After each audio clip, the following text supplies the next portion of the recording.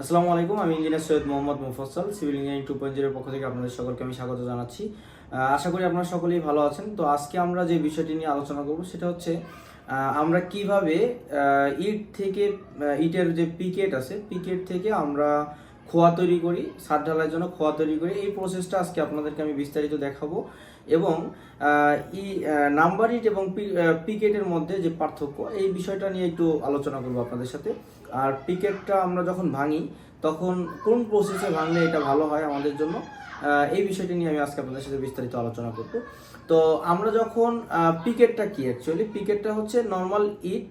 এই ইটটাকে একটু প্রসেস করে একটু ভালোভাবে পোড়ানো হয়, অতিরিক্ত পোড়ানো হয়, যেটা আপনার যার কারণে এর স্ট্রেংথটা নর্মাল ইটের চেয়ে বেশি আসে এবং এটাকে খোয়া হিসেবে ব্যবহার করলে এটা নর্মাল ইটের খোয়ার চেয়ে পিকেটের ইটের খোয়াটার হার্ডনেসটা বেশি এবং এটা ঢালাইয়ের কাজে খুব ভালোভাবে ব্যবহার করা যায় এবং এটার স্ট্রেংথটা ভালো আসে।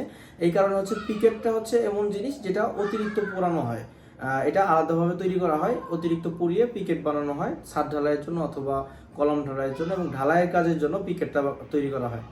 তো আর পিকেটটা যখন আমরা ভাঙার সময় এটাকে পর্যাপ্ত পরিমাণ পানি দিয়ে ভিজাতে হবে। কারণ হচ্ছে ভালোভাবে ভিজালে পিকেট যখন আমরা ভাঙাবো, এই ভাঙানোর সময় ডাস্ট, যেটা ওই পিকেটের যে গুঁড়াটা আছে পাউডার, এই ডাস্টটা কম হবে এবং আমাদের প্রোডাকশনটা বেশি হবে।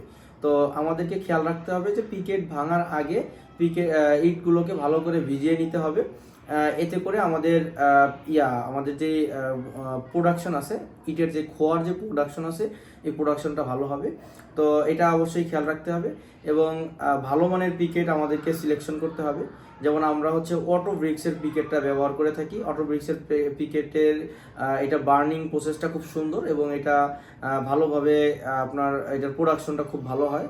তো এই প্রসেসে এবং এটার ভাঙার সময় এটার যে কাটারটা আছে, এই মেশিনের যে কাটারটা আছে, এই কাটারটা ভালোভাবে চেক করতে হবে যেন এই কাটারের মাধ্যমে খুব সুন্দরভাবে কাটিং হয়, ইয়াগুলো খোয়াগুলো কাটিং হয় এবং যে সিপগুলো আছে, সিপগুলো যেন ভালো থাকে।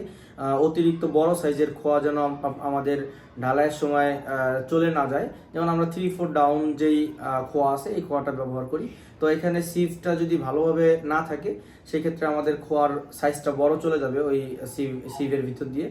তো এটা আমাদের ঢালাইয়ের জন্য ক্ষতিকর, আমাদের কনস্ট্রাকশনের আমাদের যেই স্থাপনা আছে, স্থাপনার জন্য ক্ষতিকর। তো এই বিষয়গুলো খেয়াল রেখে আমাদেরকে কাজ করতে হবে এবং হচ্ছে যেই লক্ষণীয় বিষয় সেটা হচ্ছে আমাদের প্রথমে নির্বাচন করার ক্ষেত্রে পিকেটটা ভালো নির্বাচন করতে হবে। দ্বিতীয়ত হচ্ছে আমাদের পিকেটটা ভালোভাবে ভেজাতে হবে। তৃতীয়ত আমাদের যে মেশিন দিয়ে আমরা খোয়া তৈরি করব, এই মেশিনের কাটারটা ভালো থাকতে হবে যেন এটা খুব সুন্দরভাবে এই খোয়াটাকে ভাঙা হয়। আর হচ্ছে চতুর্থ যে বিষয়টা সেটা হচ্ছে আমাদের যে সিফটা আছে, এই সিফটা যেন সঠিক মাপের থাকে। বড় সাইজের সিফ হলে আমাদের সিফ দিয়ে চলে যাবে, মানে ওভার সাইজের যে খোয়াটা আছে এই খোয়াটার নিচে চলে যাবে, এটা আমাদের ঢালাইয়ের জন্য ক্ষতিকর। তো এই বিষয়গুলো খেয়াল রেখে আমরা আমাদের পিকেট তৈরির সময় আমরা দাঁড়িয়ে থেকে প্রয়োজনে এই বিষয়গুলো খেয়াল রেখে আমাদের পিকেট তৈরি করব। তাতে হচ্ছে আমাদের যে উপকারটা হবে, আমাদের অ্যাকুরেট সাইজের পিকেট আসবে এবং প্রোডাকশনও ভালো হবে, আমরা ফাইন্যান্সিয়ালিও সেভ করতে পারবো এবং আমাদের কোয়ালিটিও ভালো থাকবে।